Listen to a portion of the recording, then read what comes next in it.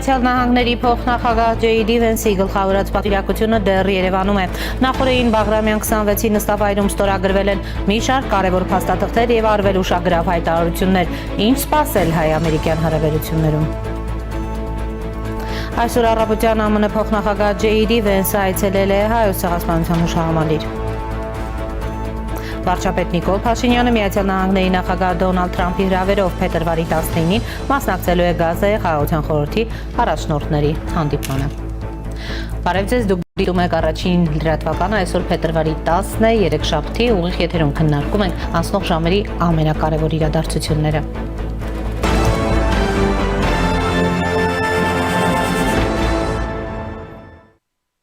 Նախորդին Միացյալ Նահանգների փոխնախագահ Ջեյդի Վենսը պաշտոնական այցով ժամանեց Հայաստան։ Զվարթնոց օդանավակայանում բարձրաստիճան հյուրերին դիմավորեցին ազգային ժողովի նախագահ Հալեն Սիմոնյանը, Երևանի քաղաքապետ Տիգրան Ավինյանը, կրթության, գիտության, մշակույթի եւ սպորտի նախարար Ժաննա Անդրեասյանը, արտաքին գործերի փոխնախարար Վահան Կոստանյանը, Միացյալ Նահանգներում Հայաստանի դեսպան Նարեկ Մկրտչյանը։ Այնուհետև նա մեկնեց Հայաստանի նախագահի Բաղրամյան 26 նստավայր, որտեղ հանդիպում ունեցավ Հայաստանի վարչապետ Նիկոլ Փաշինյանի հետ։ Հանդիպումից հետո տեղի ունեցավ մի շարք կարևոր փաստաթղթերի ստորագրման արարողություն եւ Վենսն ու Փաշինյանը պատասխանեցին նաեւ լրագրողների մի քանի հարցերի։ Իր խոսքում Միացյալ Նահանգների փոխնախագահը հայտարարեց, թե համոզված է, որ այն խաղաղությունը, որը պետք է կերտվի, կայուն կլինի։ Դա նշանակում է հետագա լրացուցիչ աշխատատեղերի բացում, լրացուցիչ ներդրումներ, նշել է Ջեյդի Վենսը, հավելելով, այն ինչ կատարվում է այստեղ պատմական նշանակություն ունի։ Ըստ նրա, TRIP ծրագիրը արմատական տրանսֆորմացիա կբերի այս տարածաշրջան եւ որ այս տարածաշրջանում միջազգային առևտրի, տրանզիտի եւ էներգիայի հոսքի մի նոր աշխարհ է բացվելու։ Ինչ վերաբերում է ներդրումների քանակին, մենք շատ գործընկերների հետ խոսացինք եւ այս տարածաշրջանում եւ աշխարհում սա բավականին բարգավաճ միջավայր է։ Մենք այսօր շատ խոսեցինք, թե ոնց կարող ենք արագացնել գործերի ընթացքը։ Պարոն վարչապետը նույնպես շահագրգռված է, որ արագ, հնարավորինչափ արագ շարժվենք, քանի որ տնտեսական բարգավաճումը լավ է եւ խաղաղության համար եւ բարգավաճման։ Իհարկե, Միացյալ Նահանգները կառուցողական եւ դրական դեր են խաղալու, բայց իմ կարծիքով փողը չի խնդիրը, շատ հետաքրքրվածություն կա, շահագրգռվածություն կա աշխարհով մեկ, մարդիկ համոզված են, որ կարող են Հայաստանում ներդրելով բավականին շահույթ ստանալ։ Այստեղ հիմնական հարցը, թե ինչպես ենք խաղաղությունը, խաղաղության հաստատումը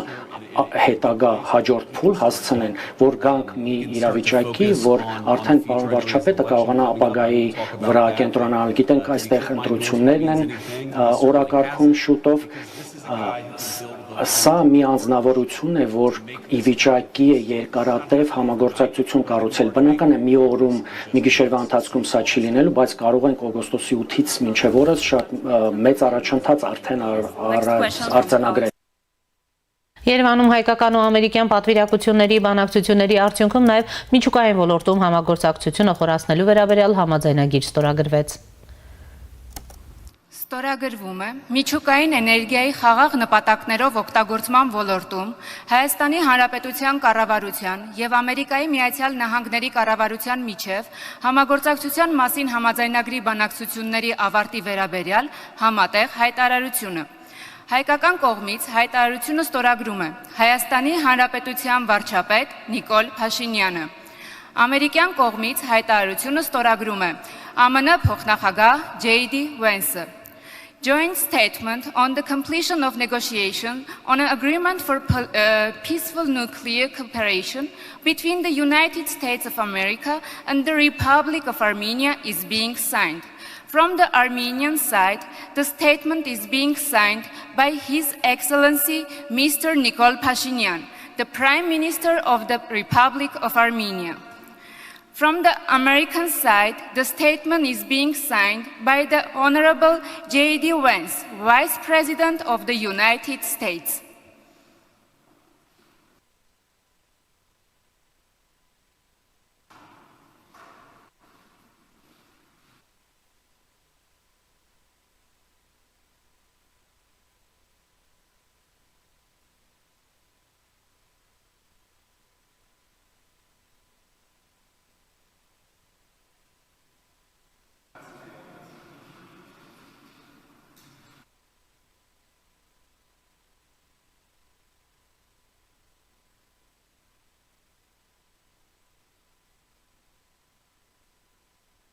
Վարչապետ Նիկոլ Փաշինյանը նշել է, որ սա նոր էջ կբացի Հայաստանի եւ Միացյալ Նահանգների միջև խորացող էներգետիկ գործընկերության ասպարեզում, կնպաստի Հայաստանի էներգետիկ ռեսուրսների բազմազանեցմանը, անվտանգ ու նորարարական տեխնոլոգիաների ներգրավմամբ։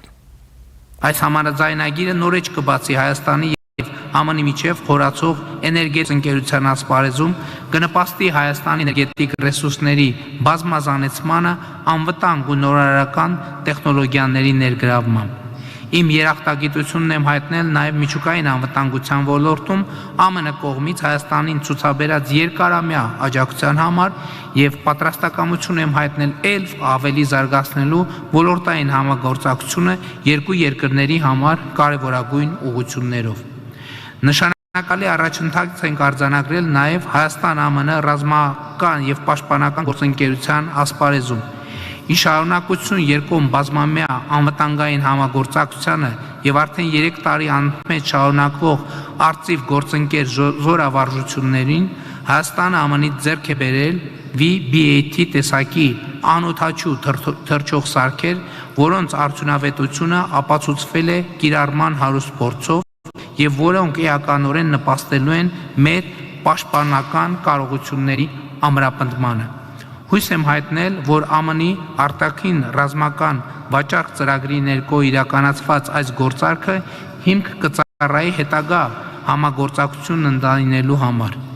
Արձանագրել ենք, որ Հայաստանն ու ԱՄՆ-ն նպատակադրված են զարգացնել փոխշահավետ գործընկերությունը կարևորագույն հանածոների եւ հազվագյուտ հանքանյութերի արդյունահանման եւ մատակարարման շղթաների ապահովման ուղղությամբ։ Բնականաբար անդրադարձել ենք նաև Հայաստանում ինստիտուցիոնալ բարեփոխումներին եւ այդ ուղղությամբ Միացյալ Նահանգների կողմից ցուցաբերված երկարամյա աջակցության շարունակությանը, մասնավորապես Հայաստանի պետական կառույցների հզորացման եւ նրանց կարողությունների զարգացման հարցերին։ Վարչապետը նշել է, որ Հայաստանի եւ Միացյալ Նահանգների հարաբերություններն այսօր առավել քան ամուր են, քան երբևէ եւ պատրաստակամություն են հայտնել ել ավելի զարգացնել դրանք իշահ մեր ժողովուրդների։ Իր հերթին Միացյալ Նահանգների փոխնախագահ J.D. Վենսը նշել է, հիանալի է գտնվել այստեղ Հայաստանում, սա գեղեցիկ երկիր է, երկիր, որի հետ Միացյալ Նահանգների նախագահը շատ հպարտ է գործընկեր լինելու համար։ Միացյալ Նահանգների նախագահը շատ հպարտ է հիանալի հարաբերություններ ունենալու համար եւ ես գիտեմ, որ նախագահ Թրամփը իր լավագույն ողջույնն է հղում անձամբ ձեզ, բայց նաև Հայաստանի ժողովրդին, ասել է Վենսը։ Նախագահ Թրամփը եւ վարչապետ Փաշինյանը իրար հետ շատ մեծ բանի են հասել։ Խաղաղությունը չի կերտվում զգուշ մարդկանց կողմից, խաղաղությունը անցյալում չի կերտվում, խաղաղությունը կերտվում է ապագայում եւ քանի որ վարչապետ այսպիսի մեծ առաջընթաց է ունեցել իմ հետ աշխատելով եւ նախագահի հետ աշխատելով, մենք ոչ միայն խաղաղություն ենք Հայաստանի համար կերտում միասին, այլ նաեւ բարգավաճում ԱՄՆ-ի հետ միասին։ Այսօր մենք ուզում ենք հայտարարել այնպիսի բաներ, որոնք որ առանց ձեր առաջատարության, առանց ձեր հանձնառությունների հնարավոր չէ լինի, ինչպես նաև առանց մեր երկրի նախագահի առաջատարության։ Ես իրոք հավատացած եմ, որ այսօր մի նոր սկիզբ է Հայաստանի եւ Միացյալ Նահանգների գործակցության համար։ Նա նշել է, որ Միացյալ Նահանգները հպարտությամբ տրամադրեց մի շարք արտահանման լիցենզիաներ բարձր հզորությամբ Nvidia չիպերի վաճառքի համար։ Ինչ է դա նշանակում։ Դա նշանակում է նոր շուկաներ ամերիկացի աշխատողների եւ ամերիկյան բիզնեսի համար, բայց նաեւ նշանակում է առավել բարգավաճում Հայաստանի ժողովրդի համար։ Սրանք չիպեր են, որոնք պարզապես գոյություն չունեն աշխարհի մեծ մասում։ Դրանք այժմ մշակվելու են տվյալների սկաներներում, որոնք օգտագործվում են այդ չիպերը եւ իրականում արդեն մշակվում են վարչապետի առաջնորդության շնորհիվ եւ մենք շատ ուրախ ենք համագործակցության համար։ Սա շատ կարեւոր է ամերիկացի աշխատողների համար եւ կարծում եմ կարեւոր է նաեւ Հայաստանի ժողովրդի համար։ Մենք նաեւ շատ հպարտ ենք հայտարարել, որ մեր երկրներն ավարտել են քաղաքացիական միջուկային համագործակցության 1-2-3 համաձայնագրերի շուրջ բանակցությունները, ասել է Վենսը։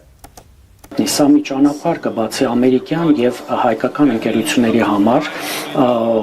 ապագա ծրագրերի սկզբնական 5 միլիարդ մոտ գումարի մասին ենք խոսում ներդրումների հետագայում երկրորդ փուլում եւս 4 միլիարդ սա ստեղ փոխշահավետ իրավիճակ է եւ Հայաստանի համար եւ իմ երկրի համար էներգետիկ անվտանգության,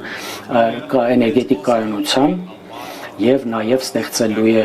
շատ աշխատատեղեր եւ ԱՄՆ-ում եւ Հայաստանում։ Սա նշանակում է փոքր մոդուլյար ռեակտորներ, այսինքն ամերիկյան տեխնոլոգիաները գալու են այս երկիր։ Կրկնում եմ, սա այն դեպքն է, որ շատ մեր երկիրը շատ քիչ դեպքերում է վստահ զգում, այնքան վստահ, որպեսզի կոնկրետ տեխնոլոգիաներ արտահանի այլ երկիր եւ ելի ի պատիվ ձեր վարչապետի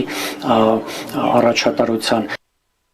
Անդրադառնալով Թրիփին Վենսը նշել է, որ այն բացելու է առևտրի, տարանցման եւ էներգետիկ հոսքերի մի ամբողջ նորաշխարհ այս տարածաշրջանում եւ այն աննախադեպ կարպեր կստեղծի Հայաստանի ու նրա հարևանների միջև։ Դա հիանալի է Հայաստանի ժողովրդի բարգավաճման համար, բայց նաեւ կարեւոր է երկարատև խաղաղության համար, քանի որ երբ դուք ստեղծում եք այս փոխկապակցված տնտեսությունները, էներգետիկ ոլորտները եւ այլն, դա նշանակում է, որ այս տարածաշրջանը կարող է ունենալ երկարատև խաղաղություն։ Մենք ոչ միայն ուզում ենք հաշտություն կնքել վարչապետի ու նախագահի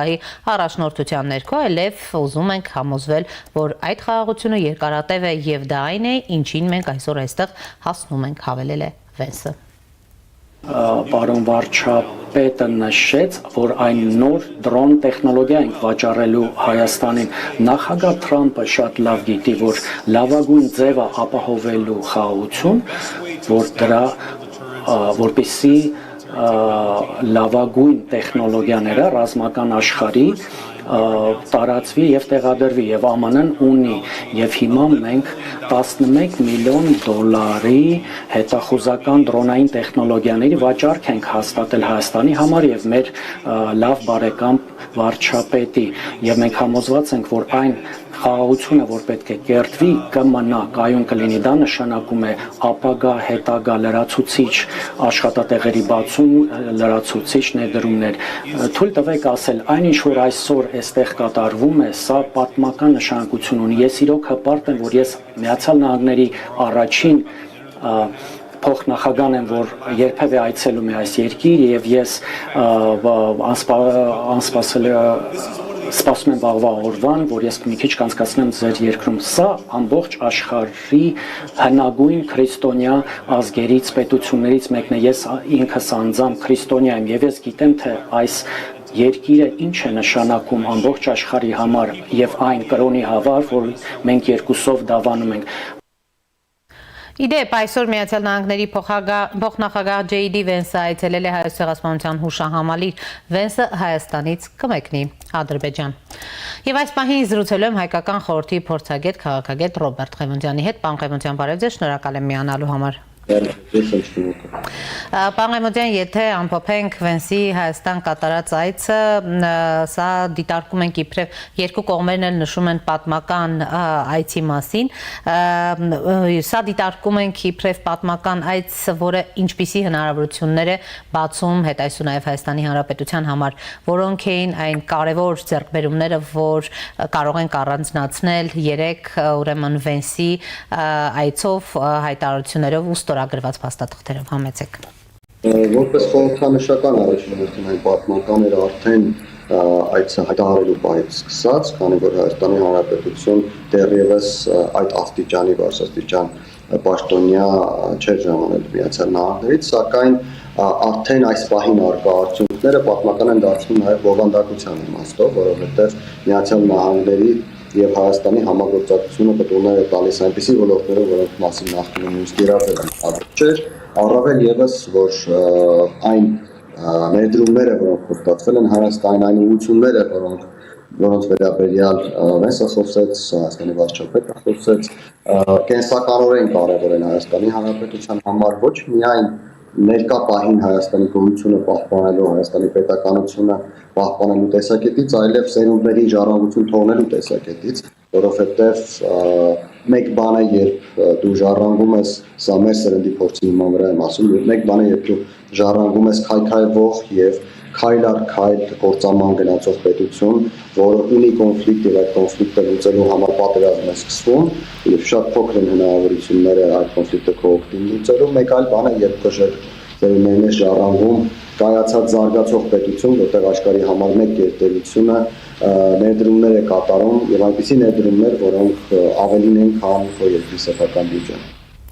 Պարոն Ղևոնդյան, մենք տեսանք նաև ուրեմն Վենսի աջակցությունը Հայաստանի իշխանություններին վարչապետին, նրա այսպես խրախուսական ողջույնները, խոսքերը, ըստ էության այս հայտարարություններից հետո այն հատվածը, որը գիտեք, ընդդիմանում էր ընդհանուր մինչև Վենսի այցին, որևէ լավ բան չտեսնելով այս ուրեմն այցի համագործակցության միջև, հիմա էլ նշում են, այ տեսեք, Վենսը ուրեմն նշեց Վենսի շուրթերով Միացյալ Նահանգները ազդարարում է, որ առաջիկա խորհրդարանական ընտրություններին աջակցելու է Փաշինյանին եւ նրա քաղաքական թիմին։ Դուք ինչ եք կարծում, որքանով վեր ստեղծել Միացյալ Նահանգները պաշտպանելու է ինչ-որ մեկին, բայց այո, Վենսի կողմից Փաշինյանին ուղղված գովասանքի խոսքերը որոշակի ազդեցություն կունենան գնահատման Հայաստանի Հանրապետությունում գործընթացի վրա եւ դա նորմալ է, տեսեք թե ինչեր են խոսում Ռուսաստանում արտաքին գործերի նախարարից սկսած մինչև այլ պաշտոնյաներ եւ ինչպես են փորձում հակառակ ազդեցություն ունենալ Հայաստանի Հանրապետությունում դրոնների վարկագծի վրա եւ այս շրջանակներում մեղադրել Վենսին առայն, որ նա գովաբանում է Հայաստանի Հանրապետության վարչապետին, ես կարծում եմ արդար չէ, բայց մյուս կողմից եկեք ուշադրություն դարձնենք, որ Վենսը խոսում է այն ամենի մասին, ինչը գոյություն ունի այս պահին։ Նա ասում է, որ Հայաստանի Հանրապետության վարչապետի ձևավորած իրավիճակի շնորհիվ Միացյալ Նահանգները համաձայն եղավ եւ վստահության շնորհիվ որ կանոնակապ Միացյալ Նահանգները համաձայն եղավ նման բաներ առաջարկել Հայաստանի Հանրապետությանը։ Այսինքն ասում է, որ ոչ բոլորին են տեխնոլոգիաներ տալիս Միացյալ Նահանգները, ոչ բոլորի հետ է այսպես վստահությամբ համագործակցության դրում տարբեր ուղղություններում, այդ միջուկային էներգիայի ուղղությամբ, բայց քանի որ Հայաստանի Հանրապետությունում կամարտով այդ վստահությունը ձևավորել է, ապա Միացյալ Նահանգները համաձայնել է Հայաստանի Հանրապետությանը առաջարկել այդ հնարավորությունները։ Ակնհայտ է, որ այդ մարդու անունը պետք է տրվեր եւ այդ մարդու անունը տրվեց։ Այո, ինչպես ասացի, դա կազդի ընտրություններում ընտրողների վարկագծի վրա եւ ոչ դա չի նշանակում, որ դա սխալվել է Հայաստանի Հանրապետության ներքին գործընթացը։ Տեսեք, պարոն Ղևոնդյան, Ռուսաստանի Դաշնության արձագանքը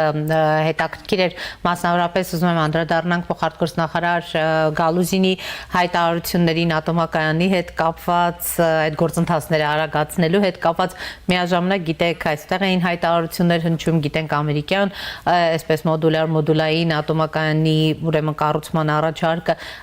Ռուսաստանը իրականում ուրեմն Վենսի այցի շրջանակում այսպիսի ջղաձգումներ է ցույց տալիս։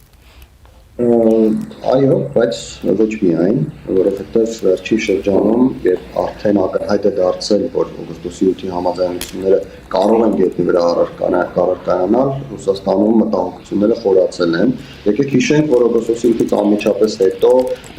ընդհանուր մինչև արտաքին գործերի նախարարի մակարդակ հայտարարում էին, թե դրանք ընդհանուր փաստաթղթեր են եւ իրենցից ոչինչ չի հետևում։ Այսօր այդ մոտեցումը փոխվել է, այսօր ընդհակառակը Ռուսաստանում տեսնում են, որ այդ փաստաթղթերը դառնում են իրականություն եւ քայլ առ քայլ Հայաստանը շարժվում է այդ փաստաթղթերի իրականացման ճանապարհով, ոչ միայն Ադրբեջանը, ոչ միայն Հայաստանը, նաեւ Ադրբեջանը պետք է նշել, եւ սա Ռուսաստանի համար կարելի է ասել եւս մեկ քայլ է ընդհանուր ռազմավարական պարտությունում, որը կրում է Ռուսաստանը սկսած 2020 թվականից մեր տարածաշրջանում, թեև ռուսները փորձում էին ամեն ինչ անել, որպեսզի իրավիճակը այլ լինի, որպեսզի կասեցնեն իրենց գահավիժումը մեր տարածաշրջանում, բայց կարծես թե չի ստացվում եւ Ռուսաստանը անընդհատ նոր դիրքեր է գործում։ Նորմալ է, որ ռուս պաշտոնյաները բողոքում են, նորմալ է, որ ռուս պաշտոնյաները մտահոգություններ ունեն, նորմալ է, որ ռուս պաշտոնյաները ցանկանում են իրադարձությունների այլ ընթանց, սա բխում է Ռուսաստանի շահերից, Ռուսաստանի առաջնահերթություններից, բայց լավ կլիներ, որպեսզի այդ պաշտոնյաները դրա մասին մտածեին 5-6 տարի ավելի շուտ։ Տեսեք, պարոն Ղևոնդյան, հետաքրքիր է նաև թրիփի մասով արձագանք, ռուսական կողմը պատրաստ է Երևանի հետ քննարկել թրիփ նախագծին Մոսկվայի հնարավոր մասնակցության պարամետրերը եւ նաև Գալուզինը հայտարարում է, որ ակնհայտ է, որ մեր գործընկերները չեն կարող առանց Ռուսաստանի Դաշնության, սա ինչպես եք գնահատում, ուրեմն մենք տեսնում ենք, որ նրանց կողմից կա ցանկություն այս նախագծին ուրեմն մասնակից լինելու, որքանով եք դա իրատեսական համարում։ Իրենց գործընկերները, այսինքն Հայաստանի Հանրապետությունը արդեն ուրվագծել է այն շրջանակները, որոնց մեջ կարող է լինել Ռուսաստանի մասնակցություն եւ այդ շրջանակը Հայաստանի Հանրապետության կենտրոնական եւ հարավային հատված եւ հյուսիսային ներողություն հատվածներում երկաթուղային հանգույցների վերանորոգումը եւ գործող հանգույցների արդիականացումն է, որոնց արդյունքում տրիպի հետո Նախիջևանից հետո նորից շարունակությունը կարողանա շարունակել կառավարել Հարավկովկասյան երկաթուղին։ Եթե Ռուսաստանում կան մարդիկ, այդ թվում պաշտոնյաներ, ովքեր գտնում են, որ հնարավորություն կա ինչ որ կերպ մասնակցել բուն տրիպին Սյունիքում, հենց 42 կիլոմետրին, ես պետք է հիասթափեցնեմ, այդպիսի հնարավորություն Ռուսաստանը չունի։ Եվ տրամաբանությունը հուշում է, որ չի էլ ունենալու, որովհետև գիտենք ինչ աշխարհական իրավիճակ կա, բայց մյուս կողմից լավ կլիներ, որպեսզի Հայաստանի Հանրապետության պատասխանատուները իրենց ռուս գործընկերներին ներկայացնեին, որ եթե դուք ունեք միջոցներ, ֆինանսներ, այլ ռեսուրսներ, որ ցանկանում եք դրանով մասնակցել այդ տրիպին, ապա այդ միջոցները ուղղեք մեր նշած հատվածներում գործողություններին, արձիականացրեք Հայաստանի Հանրապետության երկաթուղային ցանցը, կառուցեք բացակահատվածները եւ այսպիսով մաս կազմեք ընդհանուր արևելք արևմուտք այդ ճանապարհափոխադրումներին, բեռնափոխադրումներին, ինչը բավական մեծ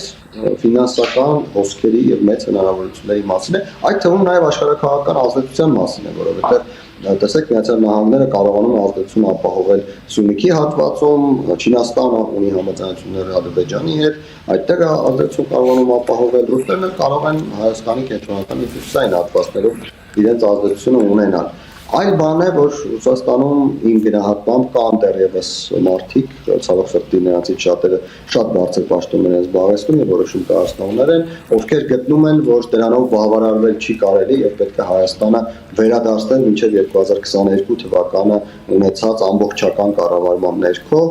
սա ճանապարհ է, որը կարող է հակառակ էֆեկտ տալ եւ Ռուսաստանը կարող է ընդհանրապես դուրս մնալ գործընթացներից։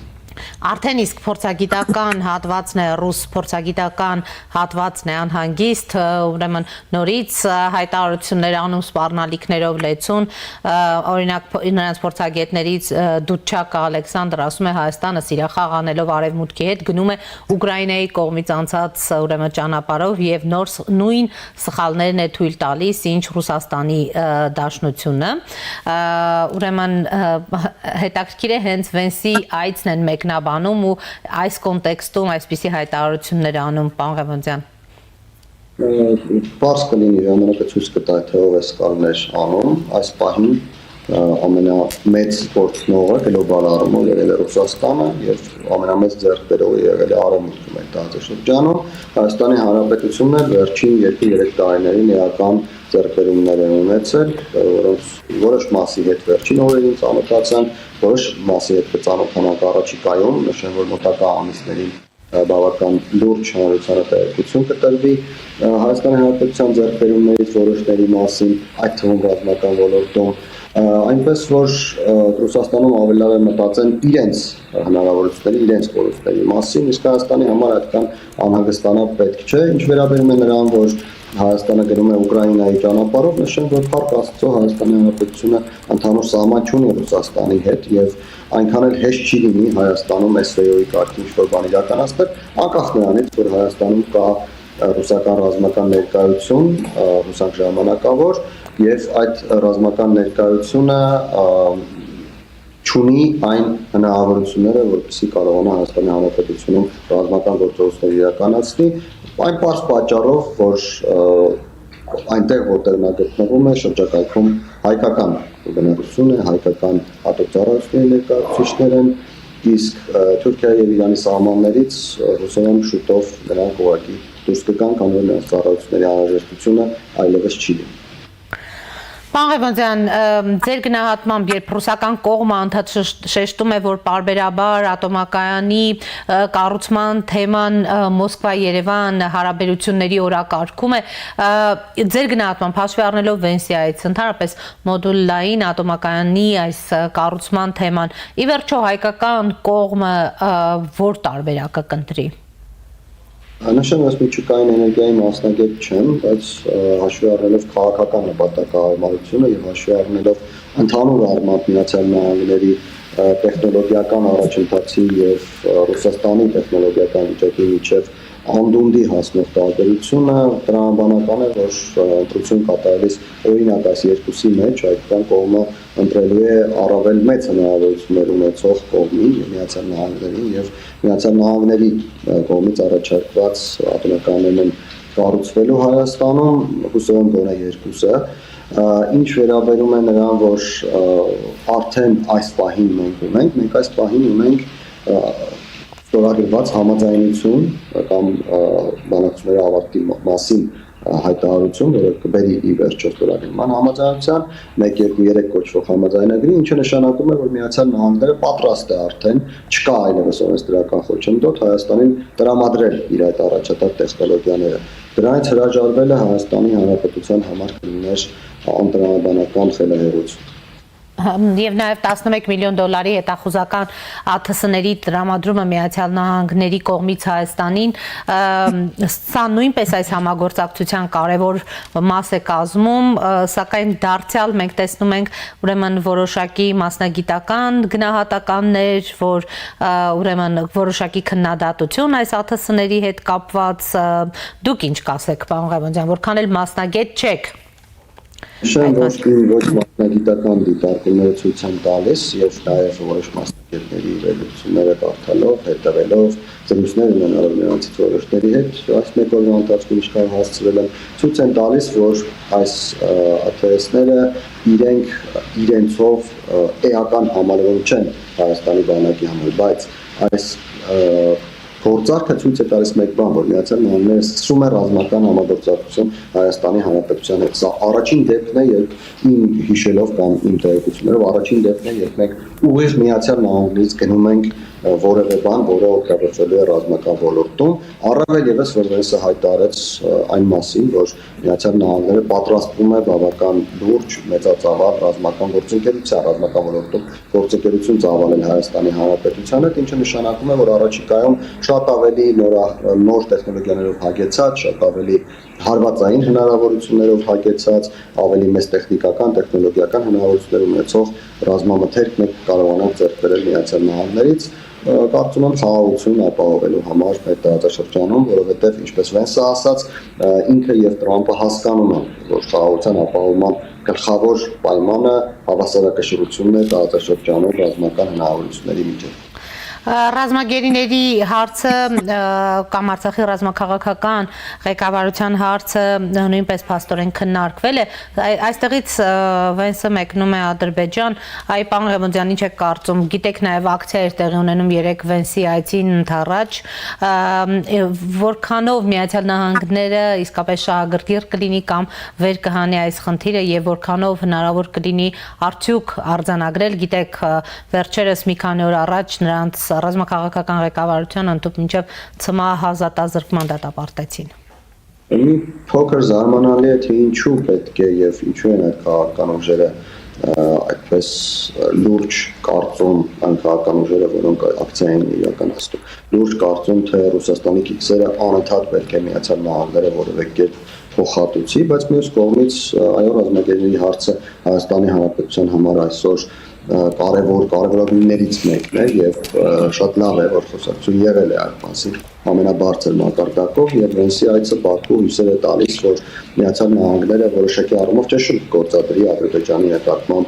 այս հարցում, գուցե որոշակի առաջընթաց լինի, բայց ես նշեմ, որ կան որոշակի տեղեկություններ, որ այս վերջին 4 գերիներին Հայաստան ուղարկելը խնդրահարույց է եղել Ադրբեջանի իշխանությունների համար եւ գուցե նրանք որոշ ժամանակ փորձեն ձգձգել հետագայում նորից գերիներին Հայաստան տալու հարցում, թեև ես նշեմ, որ ես համոզված եմ, որ բոլոր գերիները ի վերջո վերադառնալու են, այդ թվում այն մարդիկ, ովքեր ՑՄԱ են դատապարտված։ Սպասենք, տեսնենք ինչպիսի զարգացումներ կլինեն այս առումով։ Շնորհակալ եմ, պարոն Ղևոնդյան։ Ես եմ շնորհակալ։ Զրուցում էի Հայկական խորհրդի փորձագետ Ռոբերտ Ղևոնդյանի հետ։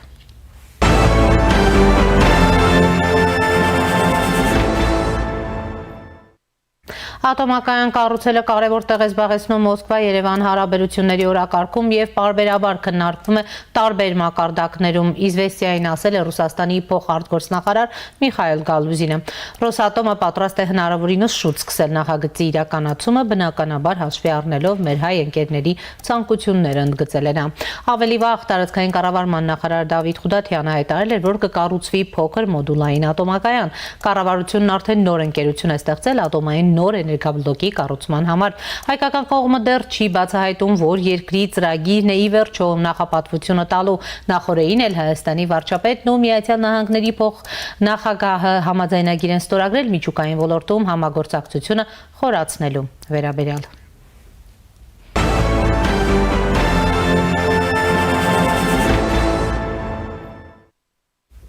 Երեկ Նիկոլ Փաշինյան J.D. Vance բանակցությունների ավարտից հետո ուշագրավ էր նաև Հայաստանին 11 միլիոն դոլարի հետախուզական դրոնների վաճառքի մասին հայտարարությունը, որի մասին տեղեկացրեց Հայաստանի վարչապետը եւ Միացյալ Նահանգների փոխնախագահը, հաստատեց դա։ Նախագահ Թրամփը շատ լավ գիտի, որ խաղաղություն ապահովելու լավագույն ձևը այն է, որ աշխարհի ռազմական լավագույն տեխնոլոգիաները տարածվեն ու տեղադրվեն, որը Միացյալ Նահանգներն ունի, հայտարարեց ԱՄՆ փոխնախագահը։ Նաև ես շատ ուրախ էի, որ մի երկու րոպե առաջ պարոն վարչապետը նշեց, որ այն նոր դրոն տեխնոլոգիա ենք վաճառելու Հայաստանին։ Նախագահ Թրամփը շատ լավ գիտի, որ լավագույն ձևը ապահովելու խաղաղություն, որ դրա որպեսզի լավագույն տեխնոլոգիաները ռազմական աշխարհի տարածվի եւ տեղադրվի եւ ԱՄՆ-ն ունի եւ հիմա մենք 11 միլիոն դոլարի հետախուզական դրոնային տեխնոլոգիաների վաճառք ենք հաստատել Հայաստանի համար եւ մեր լավ բարեկամ վարչապետի եւ մենք համոզված ենք, որ այն խաղաղությունը, որ պետք է կերտվի, կմնա, կայուն կլինի։ Դա նշանակում է ապագա, հետագա լրացուցիչ աշխատատեղերի բացում, լրացուցիչ ներդրումներ։ Թույլ տվեք ասել, այնինչ որ այսօր այստեղ կատարվում է, սա պատմական նշանակություն ունի։ Ես իրոք հպարտ եմ, որ ես Միացյալ Նահանգների առաջին փոխնախագահն եմ, որ երբևէ այցելում է այս երկիր եւ ես սպասում եմ վաղվա օրվան, որ ես մի քիչ կանցկացնեմ ձեր երկրում։ Սա ամբողջ աշխարհի հնագույն քրիստոնյա ազգերից, պետություններից մեկն է։ Ես ինքս անձամբ քրիստոնյա եմ եւ ես գիտեմ, թե այս երկիրը ինչ է նշանակում ամբողջ աշխարհի համար եւ այն կրոնի համար, որ մենք երկուսով դավանում ենք։ Պարոն վարչապետ, շատ շնորհակալություն ձեր համագործակցության համար եւ նախագահ Թրամփը եւ ես շատ նվիրված ենք այս համագործակցությունը ամրապնդելու գործում։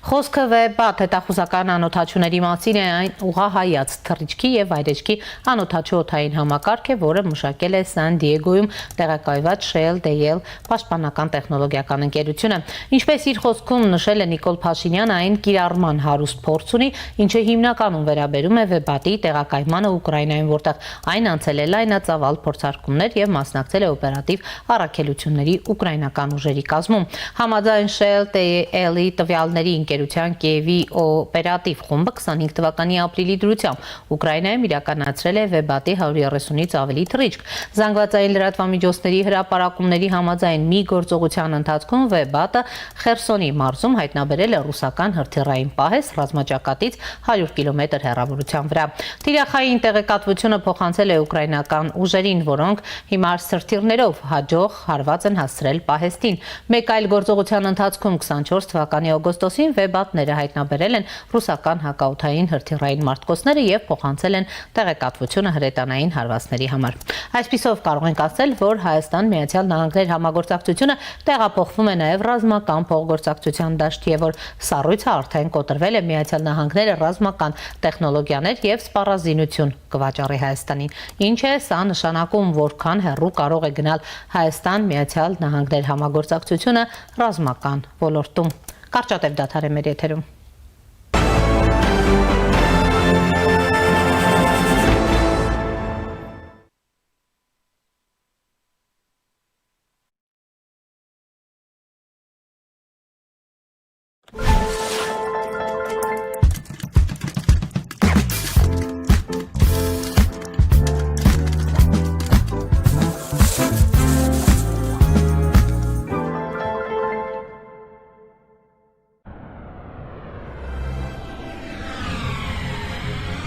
2026-ին Եվրոպան 75%-ով ավելի մոտ է լինելու։ Իդեալ համակարգը բացում է եվրոպական որակի եւ նրբագեղության դռները ձեր առաջ, հնարավորություն ընձեռելով ձեռք բերել եվրոպական արտադրողների լավագույն նմուշների նշված տեսականին մինչեւ 75% բացառիկ զեղչով։ Կան տարբերակներ, կա իդեալական տարբերակ։ Մանրամասները idealsystem.am։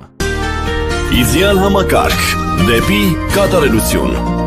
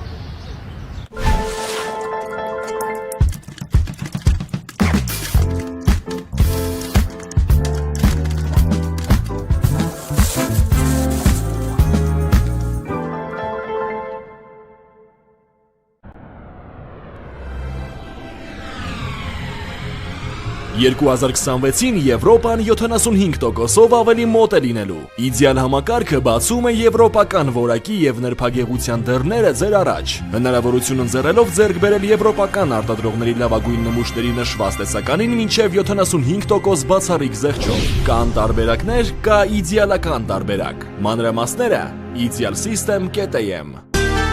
Իդեալ համակարգ դեպի կատարելություն։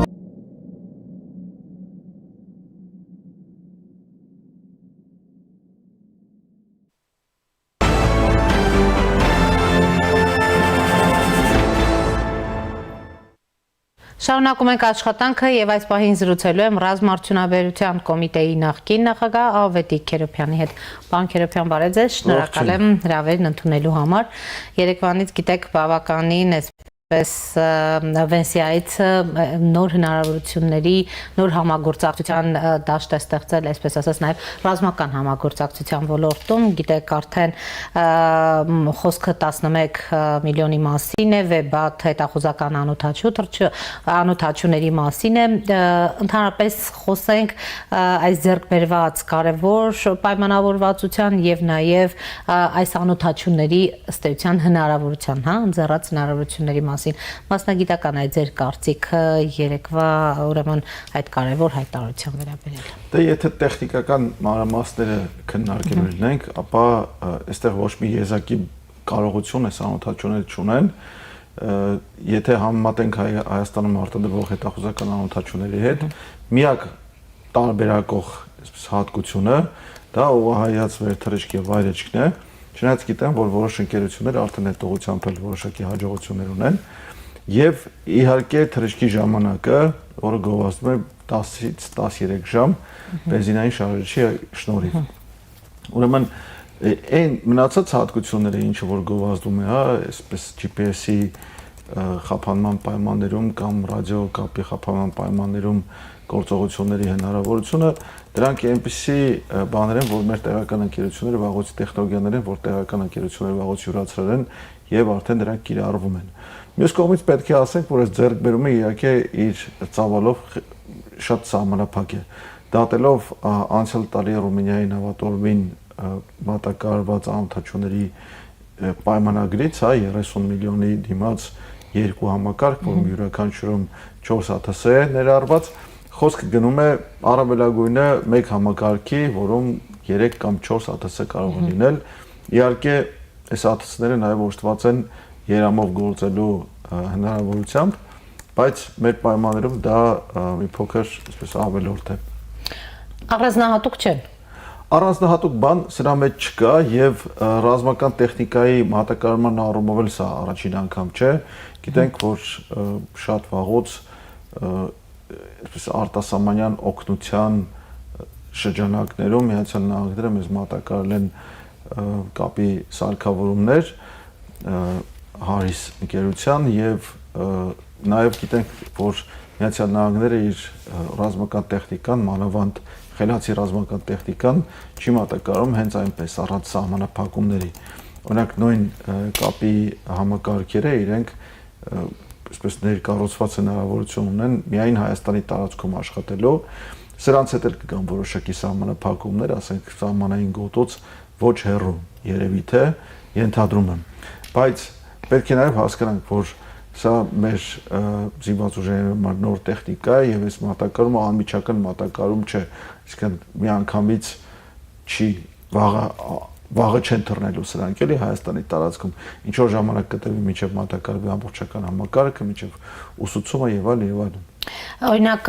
զանգվածային լրատվամիջոցների հրապարակումների համաձայն մի գործողության ընթացքում Վեբատը փաստորեն Խերսոնի մարզում հայտնաբերել է ռուսական հրթիռային պահեստ ռազմաճակատից 100 կիլոմետր հեռավորության վրա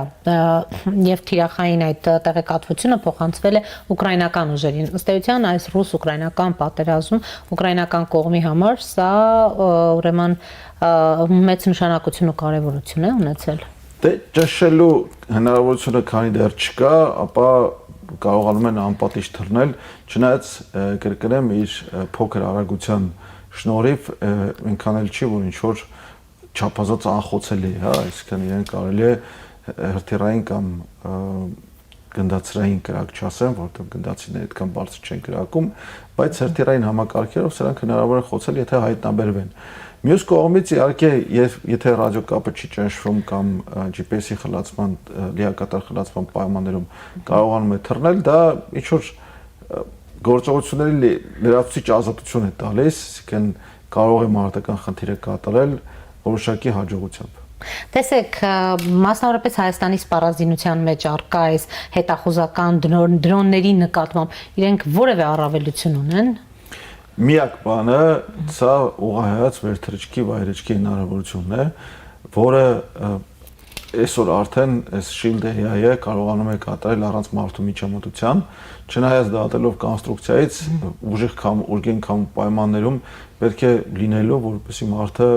մոտենա եւ կարողանա այսպես բռնել, որ քամին չտանի, շուրջ չտա։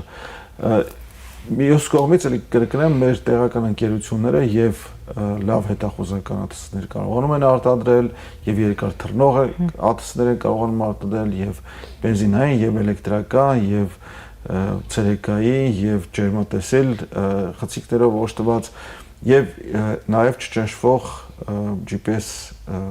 ալեհավաքային համակարգերով կամ նույնիսկ առանց դրա կարողանում են թռնել։ Այդ տեխնոլոգիաները բոլորը յուրացված են Հայաստանում։ Այս 11 միլիոնի դիմաց կարելի է մի գործարան սարքել, բայց կա նաև սրա իհարկե քաղաքական կողմը այս գործարքի, որը էլի միանշանակ չէ։ Ռազմական արտադրության գործարան չէ, նկատում եք։ Այո, ԱԹՍ-ների երկու գործարան կարելի է սարքել այս 11 միլիոնով, էլի, այսինքն այսքան ներդնելով տեղական արտադրության մեջ կարելի է ունենալ, երկու գործարան առնվազն։ Իսկ քաղաքական կողմը եթե գնահատելու ունենք այս գործարքի, մի կողմից լավ է, որ մի բան տալիս են, մյուս կողմից չգիտենք սրա դիմաց, կամ սրա փոխարեն Ադրբեջանին ինչ են տալու, որովհետև գիտենք, որ երկար ժամանակ քննարկում է 907-րդ բանաձևի չեղարկումը եւ Ադրբեջանին եւ Հայաստանին, ռազմական օգնության կամ ռազմական մարտակառումների նկատմամբ արգելքի վերացումը։ Հետաքրքիր է օրինակ, արդյոք կարող ենք Ադրբեջանի խորքում հետախուզական տվյալներ հավաքել, որքանով բարդ կամ հեշտ կլինի թիրախը գտնել այս ԱԹՍ-ների միջոցով ընդհանրապես ձեր գնահատմամբ։ Քանի որ Խերսոնի օրինակը բերեցի, դա վերջին տարիներին դժվարություն չի ներկայացնում իրենից։ Ես գիտեմ, որ դեռևս 16 թվականից մենք թռնում ենք Ադրբեջանի տարածքի վրայով, հետախուզություն իրականացնում ենք, եղել է նաև որ հետախուզական ատսներ են կորցրել տարածքի վրա եւ դա նորմալ է։ Պատերազմի ժամանակ էլ նույն բանն է եղել 20 թվականին, դրանից հետո էլ ենք թռել, այսօր էլ ենք թռնում։ Ինչքան որ ասենք, գիտենք որ Ադրբեջանը երբեմն բողոքում է, բայց իրենց համար էլ դժվար է ընդունել, որ մենք կարողանում ենք իրենց տարածքի վրա թռնել եւ հետախուզություն իրականացնել։ Իհարկե ծավալի մասին չեմ կարող բացահայտ խոսել, որովհետեւ չգիտեմ, տվյալները չեմ տիրապետում, բայց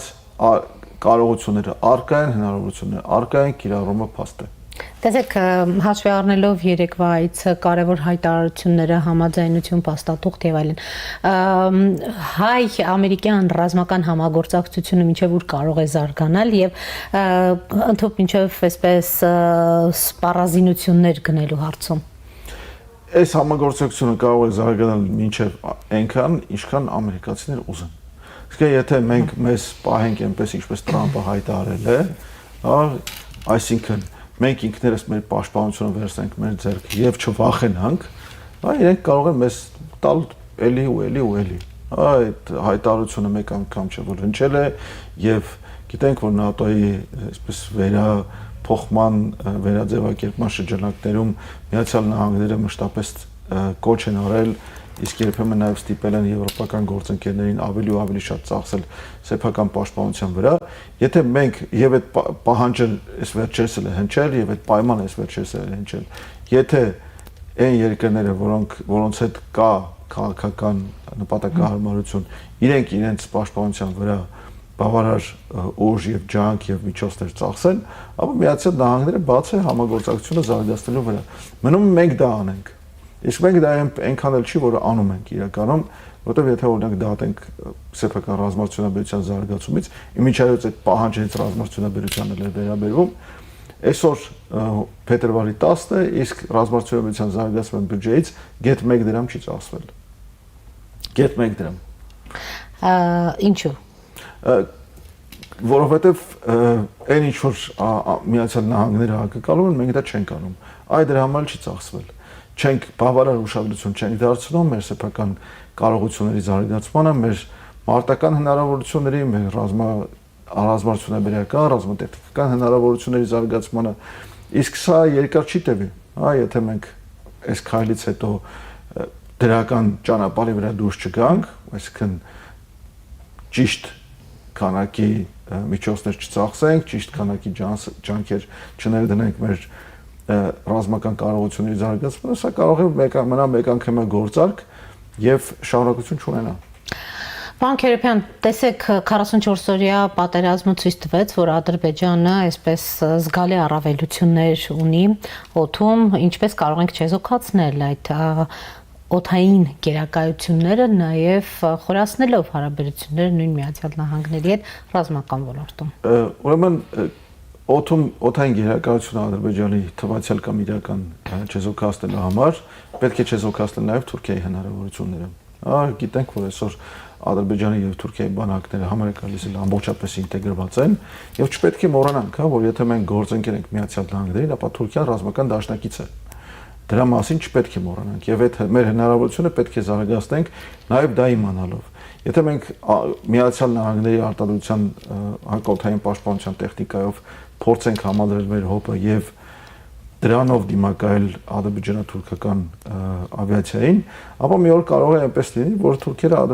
ամերիկացիներին ասեն, գիտեք, ինչ կա, այնպես է լավ չէ, էլի, որ ձեր տեխնիկան մեր տեխնիկան խփի, հա, ինչպես գիտենք, որ Թուրքիան խնդիրներ ունեցավ, երբ ռուսական հոպ փորձեց գնել եւ գնեց, հա, եւ Միացյալ Նահանգները իրենց դուրս հանեցին F-35 ինքնաթիռի ծրագրից։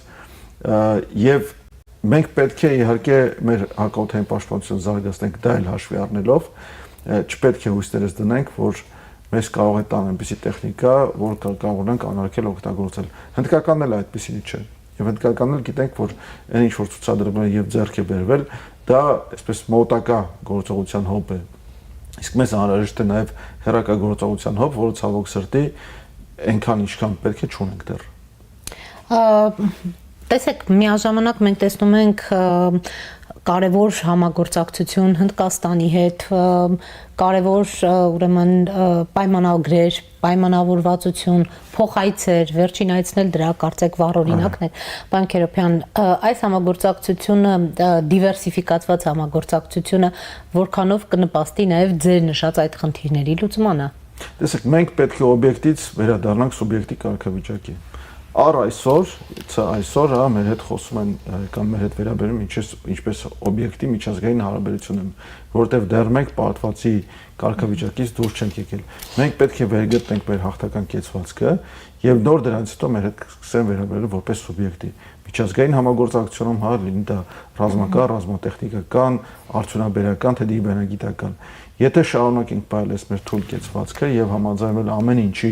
ինչը որ մեզ դեմ են տալիս, օրինակ, ասենք միջուկային էներգետիկայի բնագավառում կամ ռազմական տեխնիկայի բնագավառում կամ դիվանագիտական եւ այլն, հա, մեր հետ հարաբերությունները հետաքրքիր չեն լինելու։ Մենք պետք է վերգտնենք մեր ուժը, մեր հաղթական կեցվածքը, նոր մեր դրանից հետո սկսեն խոսել կվերաբերվեն որպես սուբյեկտի։ Շնորհակալ եմ, պարոն Քերոբյան։ Առաջինի տաղավարում զրուցում է Ռազմաարդյունաբերության կոմիտեի նախկին ղեկավար Ավետիք Քերոբյանի հետ։ Այս ժամի համար այսքանն էինք նախատեսել։ Հետևեք մեր թողարկումներին, կհանդիպենք։